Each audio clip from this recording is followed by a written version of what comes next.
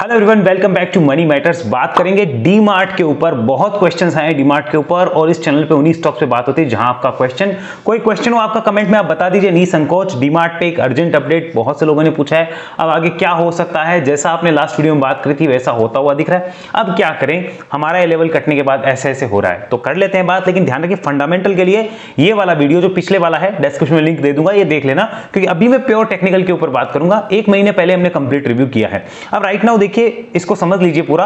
Last video में मैंने कुछ बताया था कि 3850 का एक लेवल था, 3850 वो निकलता है तो बॉटम आउट के इंडिकेशंस आ जाएंगे। 99% चांस है कि बॉटम आउट हो जाए। ध्यान रखिए, चांस है, प्रोबेबिलिटी है, संभावना है, गारंटी नहीं, ये ध्यान रखिएगा। तो 3850 के ऊपर निकलते ही ये क्लियर हो जाएगा कि जो बॉटम लगना है वो लग गया है। अब स्टॉक टाइम पास करके ऊपर भी जा सकता है, टाइम पास भी कर सकता है, कंसोलिडेट भी कर सकता है। नीचे आना मुश्किल होगा और ज्यादा, मतलब इस लेवल के नीचे आना मुश्किल होगा। तो चलिए अब देखते हैं। राइट नाउ 3850 काटने के बाद स्टॉक ने देखिए एक जबरदस्त हाई बनाया था, सीधा का सीधा हाई बना है 4150 का, 300 पॉइंट की, यानी 10% के लगभग की एक अपसाइड वहां पे रही थी।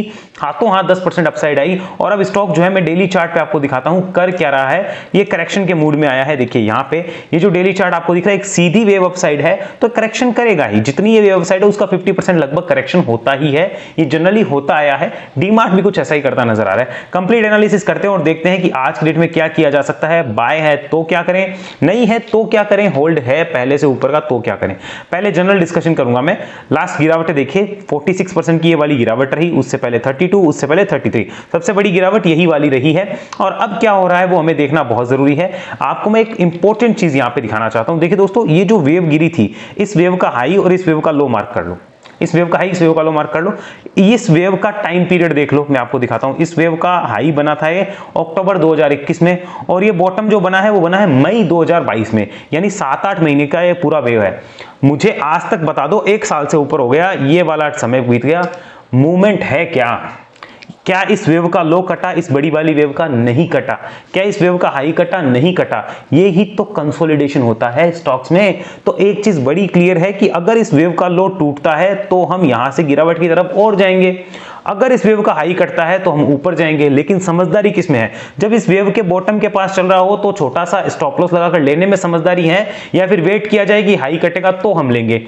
कंडीशन आपके पास है, डिसाइड आपको करना होता है। वो सोच के देखिए इन चीजों को। और ध्यान रखिए, मैं किसी टाइप की बाय सेल होल्ड की रिकमेंडेशन नहीं दे रहा, सिर्फ आपको सिखा रहा हूं, समझा रहा हूं। कंसल्ट करना अपने फाइनेंशियल एडवाइजर से। तो ये चीज बड़ी क्लियर हो गई कि इस वेव का, इस बड़ी वाली वेव का अगर लो टूटता है तो स्टॉक में फिर नीचे आ जाओ भैया, कोई दिक्कत नहीं है। और हाई टूटेगा तो ऊपर जाएगा। अब खड़ा नीचे यहां पर है तो चांसेस यही है कि ये सपोर्ट बना के स्टॉप लॉस रख के काम किया जाए या ना किया जाए। ट्रेडर्स या फिर बुल्स तो कुछ ऐसा ही करते हैं, बाकी देखो रिटेलर क्या करते हैं वो अपनी मर्जी है। लेकिन ये क्लियर जरूर है कि यहां पे ये बड़ा सपोर्ट बन के स्टॉक में काम करेगा। अब यहां पर इंपॉर्टेंट चीज जो देखने लायक है वो मंथली चार्ट पे आपको दिखाता हूं। Look at the monthly chart. मैं सारी ड्राइंग्स आपके सामने यहां से मिटाता हूं।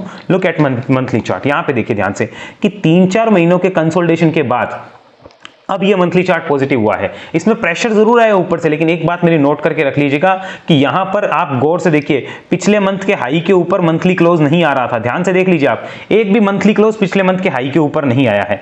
यहां पे देखिए, अब ये पिछला मंथ का हाई है, मई का हाई कितना है, ये वाला हाई है, यहां पर आपको दिख रहा होगा 3750। और आज हम कहां चल रहे हैं? आज हम चल रहे हैं 3744 पे। अगर 30 जून की क्लोज, ध्यान से रखिए, 30 जून की क्लोज अगर 3750 के ऊपर आती है, मैं चलिए यहां पे फिर से इसके ऊपर कैंडल रखता हूं, यह ध्यान रखिए, 30 जून की क्लोज अगर 3750 जो कि इसका हाई है यहां पर इस मंथली कैंडल का, इसके ऊपर होगी 30 जून की क्लोज, तो समझिएगा बुलिशनेस बढ़ेगी। ऐसा मुझे लगता है, बुल्स और एक्टिव होंगे और कॉन्फिडेंस आएगा।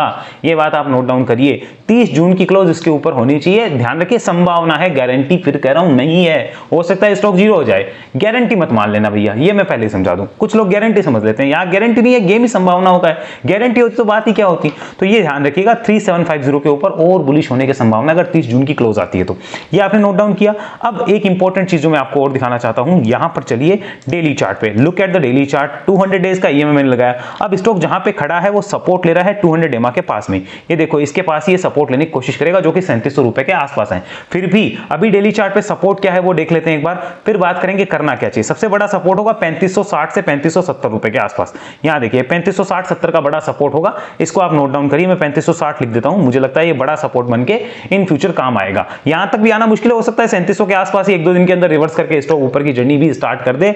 बुल्स के यहां कॉन्फिडेंस आने का ही वेट हो रहा है, होते ही वो काम होते हुए हमें दिखेगा। और जो मेजर हम कहते हैं ना बहुत बड़ा वाला हमारा जो बुल्स का पॉइंट है वो कौन सा है, उसके लिए आपको चलना पड़ेगा वीकली चार्ट पे इस चीज को समझ लीजिए कि वो पॉइंट है यहां पर, वो करीब है 3180 के पास। इस वेव का लो इसके नीचे जाता है तो फिर कंप्लीटली चीज ही खराब हो जाएगी, पूरा चार्ट ही खराब हो जाएगा, कुछ एकदम बिगड़ जाएगा इसके अंदर। और उसको रिवर्स करने के लिए शायद समय भी लगे या फिर उस टाइम देखना पड़ेगा क्या हो रहा है।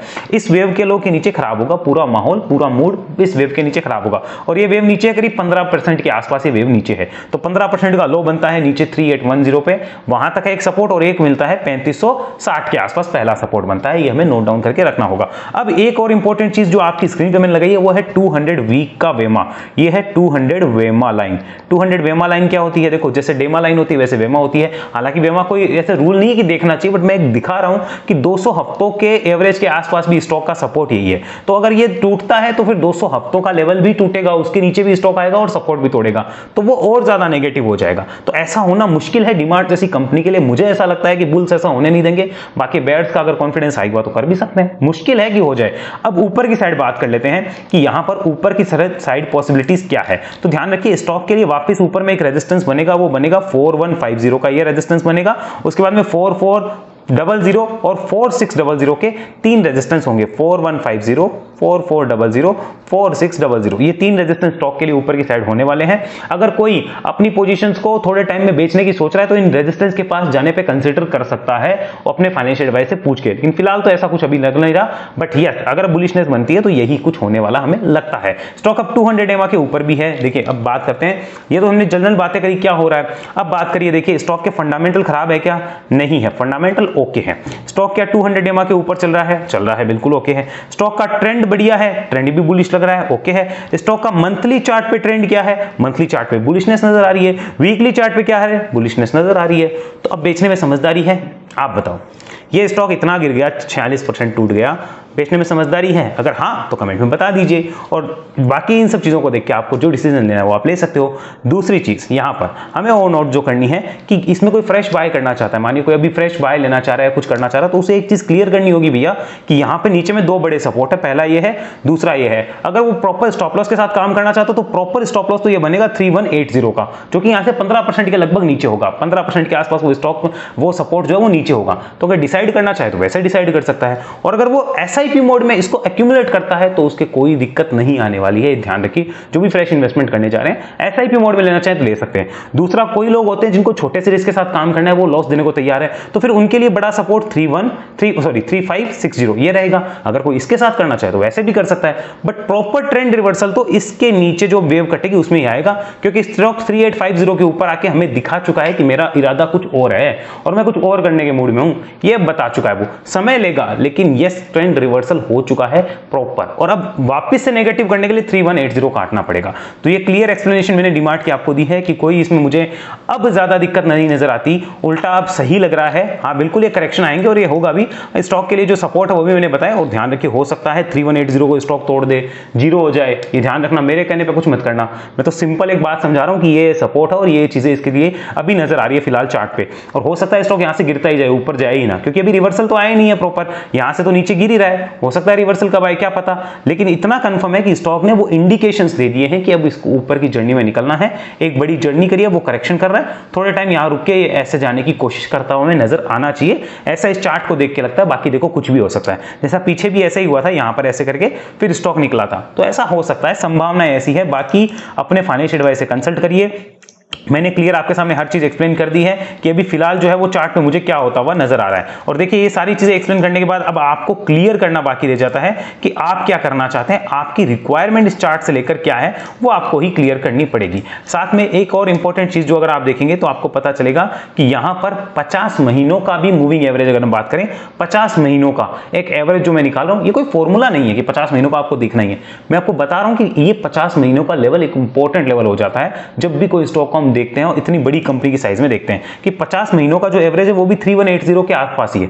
तो इसको काटना मतलब एक लॉन्ग टर्म ही पूरी टेरिटरी चेंज करना हो जाएगा डीमार्ट के लिए। तो अगर डीमार्ट में कुछ बहुत बड़ी दिक्कतें हैं तब तो ये लेवल कटने चाहिए, और जब कटेंगे तब देखेंगे क्या होता है। फिलहाल तो वो कोई दिखता नहीं है कि ऐसा कुछ होगा। ये यहाँ टाइम पास करके बढ़िया तरीके से अपसाइड के पोटेंशियल नजर आते हैं और फायदे में वही रहेंगे जो बाय ऑन डिप या फिर स्टॉक एसआईपी अभी भी कंटिन्यू कर रहे हैं, वो फायदे में रहेंगे। बाकी अगर कोई प्रॉपर वन टाइम बाय करके जाना चाहता है तो 2 सपोर्ट मैंने बताए हैं, उनको स्टॉप लॉस लगा के ही काम करना चाहिए, ऐसा मुझे लगता है। बाकी कंसल्ट योर फाइनेंशियल एडवाइजर।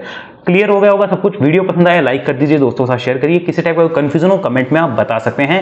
और ये वेव्स जो आपने यहाँ पे देखी है, सीखी है, समझी है, इनको प्रॉपर तरीके से समझने के लिए वेव एनालिसिस में आइए, जहां 1 to 1 आप मेरे साथ सीखते हैं और लाइफ टाइम ट्रेनिंग ग्रुप का पार्ट बनकर रहते हैं।